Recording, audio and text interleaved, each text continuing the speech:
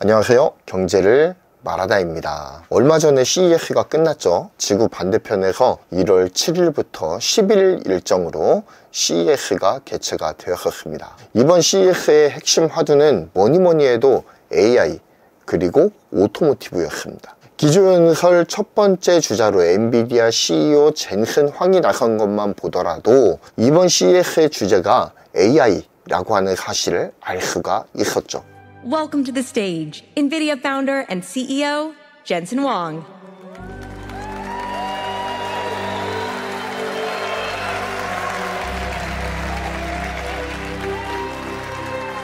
Welcome to CES! Are you excited to be in Las Vegas? Do you like my jacket? I thought I'd go the other way from Gary Shapiro. 오늘은 CES 첫 번째 기조연설 주자로 나섰던 젠슨 황이 여러 가지를 발표를 했습니다. 그중 한 가지인 RTX 50 시리즈에 대해서 간단히 정리해보는 시간을 갖겠습니다. 앞으로 이 엔비디아 기조연설은 한 2번 정도 더 다룰 예정이거든요. 어쨌든 좀 정리할 내용이 많아가지고 한 2개에서 3개 정도로 좀 쪼개서 살펴보아야 될 것 같습니다. 어찌됐든 오늘은 첫 번째 시간으로 RTX 50 시리즈에 대해서 알아볼 거예요. 엔비디아는 지난 2025년 1월 7일 차세대 그래픽카드인 지포스 RTX 50 시리즈를 발표를 했죠. 이번 시리즈는 새로운 블랙엘 아키텍처를 기반으로 설계가 되었습니다. AI 처리 성능과 그래픽 렌더링 능력을 대폭 향상시킨 것이 주요 포인트라고 할 수가 있어요. 엔비디아 GPU는 2010년대 이후 약 2년 정도를 주기로 계속해서 새로운 아키텍처를 개발을 해왔는데요. 이를 정리해보면은 2010년, 2011년은 페르미의 시대였고요. 2012년부터 13년까지는 케플러, 2014, 15는 맥스웰의 시대였습니다. 그리고 2016년부터 17년은 파스칼 아키텍처, 그리고 2018년에는 튜링, 2019년까지 튜링이 이어졌고요. 2020년부터 암페어가 들어갔죠. 2022년부터 2024년까지는 약간 다른데요. 1년을 터울로 해서 2022년도에는 호퍼, 2023년도에는 러브레이스, 그리고 2024년에는 블랙엘 시리즈가 그 뒤를 이어서 계속해서 출시를 해왔습니다. 엔비디아는 2011년 테슬라 가속기를 출시하면서 AI 가속기 시장의 선두자로 우뚝 서게 되었는데요. 이후 아키텍처가 리뉴얼 될 때마다 고성능의 AI 가속기를 함께 개발을 합니다. 그래서 시장이 있던 없던 계속해서 엔비디아는 시도를 했던 거예요. 어쨌든 그렇게 AI 가속기를 함께 개발을 해서 서버 고객들에게 지속적으로 소개하고 납품해 오고 그렇게 해왔습니다. 그렇게 AI 시대를 대비하던 엔비디아는 소비자용 GPU 시장에서도 AI와 그래픽 역량을 계속해서 업데이트를 해왔는데요. 2018년 튜링 아키텍처부터 탑재되기 시작한 이 레이트레이싱 기술과 DLSS 등을 꾸준히 업데이트하면서 그래픽 역량과 AI 역량을 지속 발전시켜 왔던 것이 사실이에요. 그리고 마침내 RTX 50 시리즈에 이르러서는 소비자용 GPU 시장에서도 대폭 향상된 AI 성능을 필두로 이젠 서버 단에서 뿐만 아니라 소비자용 GPU에서도 AI 선두주자 지위를 유지하겠다라고 하는 포부를 분명하게 했다라는 분석이 가능합니다. 자, 그렇다면 지금부터 RTX 50 시리즈의 스펙 그리고 AI 성능이 어떻게 향상이 되었는지, 주요 특징은 무엇인지, 가격은 어떻게 되는지 등등에 대해서 간단하게 살펴보는 시간을 갖겠습니다. 자, 주요 모델부터 살펴보죠. 이날 젠슨 황이 블랙엘 아키텍처 기반 RTX 50 시리즈를 발표하면서 4가지 모델을 발표를 했거든요. RTX 5090, 5080, 5070 그리고 5070 Ti 이렇게 4가지의 모델을 발표를 했습니다. 일단 최상위 모델부터 한번 살펴볼까요? 5090 시리즈는 엔비디아 최상위 모델로 920억 개의 트랜지스터, 32GB의 GDDR7 메모리를 탑재를 합니다. AI 연산 성능은 3400TOPS에 달하고요. 전 세대와 비교했을 때는 2배 이상의 성능 향상을 제공하는 데에 성공을 했다고 합니다. 가격은 $1999예요. 하나로 따지자면 약 369만원 선이라고 알려져 있습니다. 그런데 여기서 한 가지 이슈가 있었죠. 젠슨황이 삼성과 SK 하이닉스를 제외하고 마이크론만을 GDDR 공급업체로 언급을 했다라는 겁니다. 그 발표 현장에서 그랬거든요. 삼성, SK 없었습니다. 마이크론이라고만 분명하게 이야기를 했어요. G7 memory from Micron. 그런데 사실 시장에서는 삼성의 GDDR7이 RTX 50 시리즈에 탑재된다라고 하는 소문이 이미 파다하게 돌고 있었던 상황이라는 거죠. 그런데 막상 발표의 뚜껑을 따보니까 마이크론만 언급이 된 거예요. 물론 나중에 젠슨황이 실수한 것으로 밝혀졌고, 젠슨황도 자신의 SNS를 통해서 삼성을 출발점으로 여러 공급사들과 GDDR7 메모리를 공급받고 있다라고 정정을 하기도 했습니다. 하지만 한국의 메모리 회사들은 아닌 밤중에 홍두깨로 두들겨 맞은 듯한 충격을 받기도 했어요. 그리고 CES 현장에서도 한국 기자들을 필두로 해서 왜 삼성과 하이닉스는 이번에는 GDDR 벤더에서 빠진 것이냐라고 젠슨황에게 질문을 했다는 것이죠. 그런데 젠슨황이 이렇게 답했다는 거예요. 삼성하고 SK 하이닉스에서 GDDR을 만드나요? 그래픽 메모리는 안 만드는 걸로 알고 있습니다 라고 이야기를 했다가 SNS에서 정정을 하게 된 것이죠. 그런데 이것이 어찌됐든 한국의 메모리 업체들에 대해서 견제하는 성향이 강했다라는 의견이 지금 계속해서 제기가 되고 있는 상황입니다. 어쨌든 정정을 했으니까 다행이라고 해야 될까요?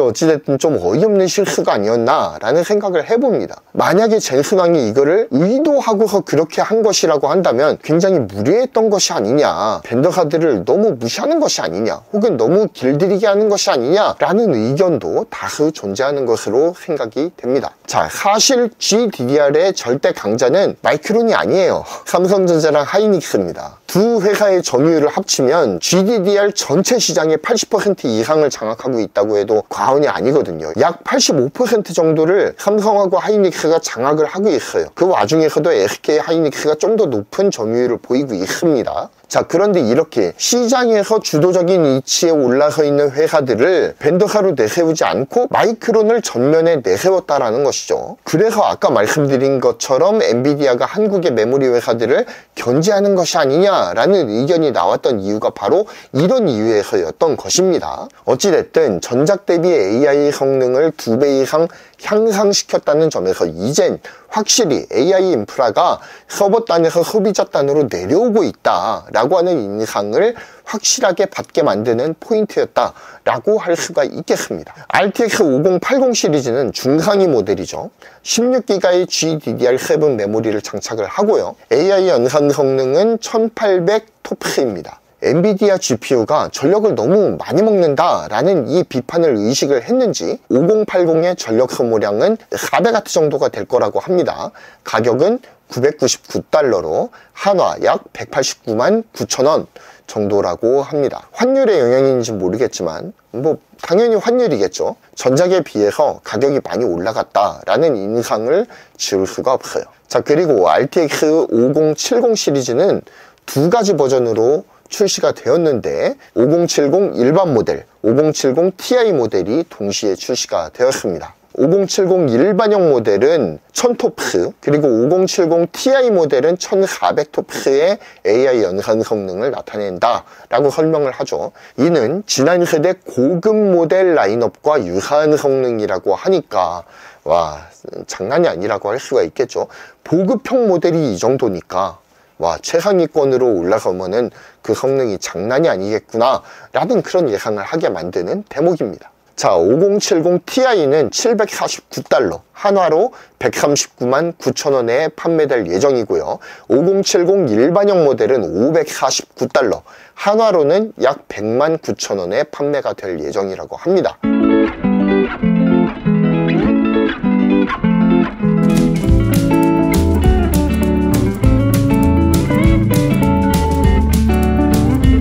그런데 우리나라가 어떤 나라입니까? 용팔이의 나라 아니겠어요? 이번에는 과연 용팔이들이 어디까지 가격을 끌어올리는 양아치 짓거리를 할 것인가? 이것도 뭐 좋지 않은 관전 포인트라고 생각을 합니다. 제발 그 용팔이들은 지금 계속 문을 닫고 있잖아요. 정신 좀 차렸으면 좋겠습니다. 왜 자기들이 문을 닫고 있는지 확실하게 깨달았으면 좋겠어요. 자, 그래서 최고 하향 모델을 기준으로 했을 때 지난 2023년 러브레이스 아키텍처 기반의 RTX 40 시리즈, 블랙엘 아키텍처 기반의 RTX 50 시리즈를 비교를 해보면 다음의 표와 같이 표기될 수가 있겠습니다. 트랜지스터 수부터 남달라요. RTX 40 시리즈 4090은 약 760억 개의 트랜지스터 수가 탑재가 되어 있는데 RTX 5090의 경우에는 920억 개. 와, 장난이 아니죠. 정말로 획기적인 트랜지스터 수의 상승이 있었고요. 아까 설명드렸던 것처럼 RTX 4090이 최대 1400TOPS까지 AI 연산 성능을 제공했다라고 한다면 RTX 5090의 경우에는 최대 3400TOPS까지 AI 연산 성능을 극대화시켰다라고 볼 수가 있겠습니다. 그리고 이러한 성능의 향상에는 뒤에서도 설명드리겠지만 TSMC의 최신 공정이 큰 역할을 담당했다라고 생각이 듭니다. 그래서 트랜지스터에서도 굉장히 획기적으로 우겨넣을 수가 있었던 것이죠. 전력 소모는 RTX 4090이 최대 450W였다라고 한다면 RTX 5090은 이건 좀 선 넘은 것 같은데요. 600W까지 그 전력을 소모를 한다고 합니다. 그리고 DLSS, 이거는 이제 뒤에서 좀 더 자세하게 설명을 드리겠지만 DLSS 버전이 3에서 4로 업그레이드가 되었습니다. 그 레이트레이싱 성능은 퓨어 뉴럴 렌더링 기반 레이트레이싱으로 한 단계 더 진일보한 기술을 선보였다라고 할 수가 있겠습니다. 그래서 전체적으로 총평을 하자면 RTX 50 시리즈는 AI 연산 성능에서 괄목할 만한 향상이 있었고요. 최대 해상도 또한 8K 120Hz로 상당한 진척을 보였다라고 할 수가 있겠습니다. RTX 40 시리즈의 경우에는 8K 60Hz였거든요. 그런데 이번에 50 시리즈로 넘어가면서 8K 120Hz를 달성했다라고 하는 것이 포인트라고 생각이 됩니다. 또한 뒤에서도 설명드리겠지만 DLSS 그리고 레이트레이싱 성능의 향상 또한 눈여겨볼 만한 대목이다 라고 할 수가 있겠습니다. 자, 그래서 이번 발표에서 가장 눈여겨보아야 할 것은 AI 연산 성능 강화, 이게 가장 중요하고요. 그리고 업스케일링 기술인 DLSS 성능 향상에 있다라고 생각이 듭니다. 이 DLSS 성능이 획기적으로 향상될 수 있었던 데에는 AI 연산 성능이 강화된 데에 기인한다라고 볼 수가 있는 거예요. 이제 AI 연산이 소비자의 피부에 와닿는 수준으로 가까이 다가왔다 라는 것들을 체감할 수 있는 부분이기 때문에 이에 대해서 좀 더 자세하게 살펴보는 시간을 갖겠습니다.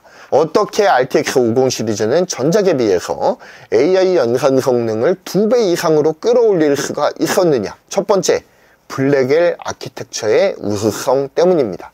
RTX 50 시리즈는 블랙엘 아키텍처를 사용을 하죠. 이는 당연하게도 전작 러브레이스 아키텍처에 비해서 좀 더 효율적이고 향상된 성능을 제공을 하겠죠.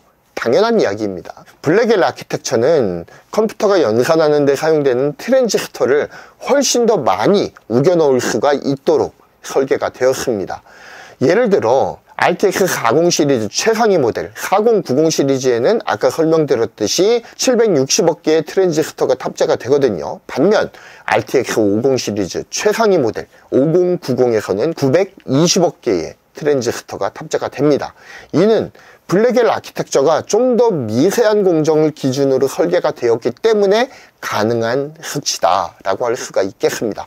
이러한 변화 덕분에 더 많은 작업을 동시에 빠르게 처리할 수가 있게 된 것이죠. 더욱더 향상된 병렬 연산 성능을 자랑하게 되었다라는 것입니다. 그리고 엔비디아 GPU의 AI 연산을 담당하는 텐서 코어도 5세대로 업그레이드가 되었습니다. 텐서 코어는 엔비디아가 AI 및 그래픽 연산을 수행하게 만드는 이 프로세싱 유닛을 말하는데요. 이번 블랙엘 아키텍처에는 RTX 50 최상위 모델, 그러니까 5090 기준으로 약 21,760개의 코어가 탑재가 되어 있습니다. 전 모델이 테슬라 코어 4 버전으로 18,400개가량의 코어가 탑재가 되어 있었거든요. 굉장히 획기적으로 수치가 향상된 것을 볼 수가 있습니다. 그렇기 때문에 당연히 코어 성능에서도 압도적인 우위를 차지할 수가 있는 것이겠죠. 더욱 강력해진 5세대 테슬라 코어의 성능과 공정 미세화에 힘입어서 RTX 50 시리즈는 AI 영상 성능의 획기적인 향상을 이룰 수가 있었다라는 것입니다. 두 번째는 더욱 똑똑해진 AI 알고리즘을 들 수가 있겠습니다.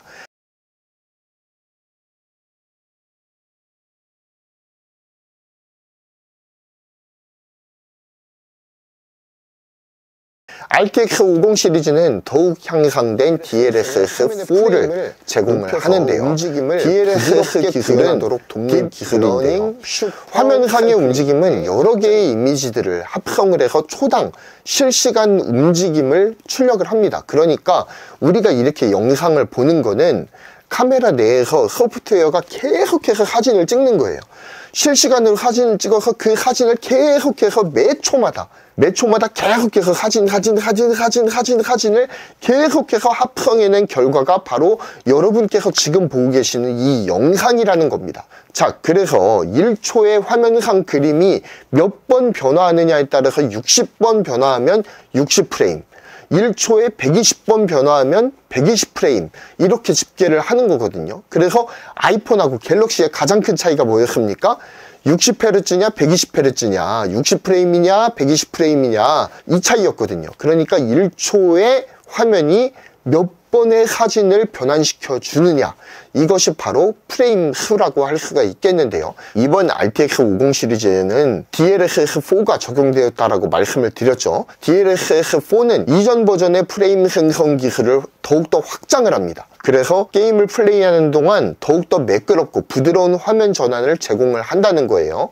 AI 모델이 연속된 여러 프레임을 분석을 하고 움직임을 미리 예측을 해서 중간 프레임들을 계속 끼워 넣는 겁니다. 그럼을 통해서 프레임을 획기적으로 높여주는 기술이 바로 이 DLSS4다라고 할 수가 있겠습니다. 자, DLSS3까지는 싱글 프레임을 형성을 했었습니다. 그렇지만 DLSS4부터는 멀티 프레임 형성 기술을 도입을 해서 프레임 속도를 최대 4배까지 끌어올릴 수 있다라고 합니다. AI 기반 업스케일링 기술을 통해서 더욱 선명한 그래픽을 구현하는 것도 가능하다고 하죠. 한마디로 DLSS3까지는 한 발 앞에 모션만 추론이 가능했다면, 그래서 한 발 앞에 것을 추론을 해서 프레임을 끼워 넣는 방식이었다면, 이제는 한 3-4발짝 앞의 상황까지 추론해서 그래픽으로 구현하는 것이 가능하다라는 이야기입니다. 그러니 프레임을 좀 더 촘촘하게 쪼개서 훨씬 더 부드러운 영상미를 구현할 수가 있게 되는 거죠. 뿐만 아니라 DLSS4는 씬 내에 있는 객체들의 움직임을 정확하게 예측하고 처리하기 때문에 고속으로 움직이는 대상에서도 왜곡을 최소화할 수가 있다고 합니다. 이때까지 DLSS는 그냥 화면상에 보이는 몇몇 주도적인 대상만을 선별해서 업스케일링을 진행을 했다는 거예요. 그래서 왜곡이 좀 있었다라는 것이죠. 그렇다면 이제는 화면에 있는 모든 객체들의 움직임을 따로따로 딥러닝을 통해서 예측을 해서 객체별로 따로따로 업스케일링을 제공하게 되었다라는 것이죠. 훨씬 더 폭넓고 디테일한 표현을 할 수가 있게 되었고요. 고속으로 움직이는 객체들을 개별적으로 감지를 해서 최대한 왜곡을 줄인 실사에 가까운 움직임을 구현하게 되었다라는 것입니다. 이 DLSS4로 인해서 게이머들은 4K, 8K 등 고해상도 모니터에서 고프레임 게임 플레이가 가능하게 되었고요. 더욱 현실적으로 표현된 그래픽을 체험할 수가 있게 되었다라고 총평을 할 수가 있겠습니다.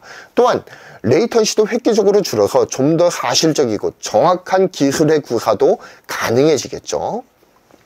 크리에이터들도 흡외를 받을 예정입니다. 실시간 렌더링 작업에서 더 빠른 피드백을 얻을 수 있기 때문에 작업 효율이 획기적으로 증가하게 될 것이라고 합니다.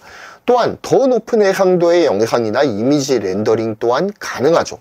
그렇기 때문에 양질의 결과물을 얻어낼 수가 있을 겁니다. 또한 AI 개발자들의 경우에도 DLSS4의 그 수혜를 받게 되는데요.